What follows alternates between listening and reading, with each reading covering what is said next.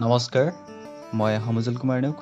আজি আলোচনা কৰিম দ্বাদশ শ্ৰেণীৰ সাহিত্য সৌৰভৰ পাঠ আনন্দৰাম বৰুৱা, লেখক উপেন্দ্ৰ চন্দ্ৰ লেখাৰু। ইয়াৰ কেইটামান শ্বৰ্ট কুৱেশ্যন আলোচনা কৰিম। ১ নম্বৰ, আনন্দৰাম বৰুৱা ক'ত জন্ম হৈছিল? উত্তৰ গুৱাহাটীৰ ৰাজদুৱাৰত। ২ নম্বৰ, ভাৰতত শিক্ষা শেষ কৰি আনন্দৰাম বৰুৱা ক'লৈ গৈছিল? উত্তৰ, ইউৰোপলৈ। ৩ নম্বৰ, আনন্দৰাম বৰুৱাই কোনখন গ্ৰন্থত কামৰূপৰ ভাওনাৰ কথা উল্লেখ কৰিছে? উত্তৰ, মহাবীৰ চৰিত।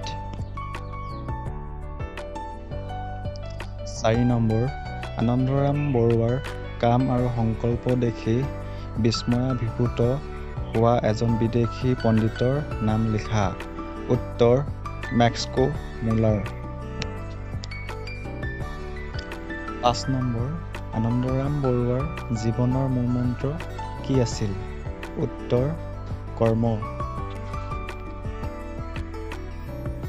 ভিডিঅ'টো চাই যদি উপকৃত হ'ল, like, comment, share and subscribe কৰি দিব। ধন্যবাদ।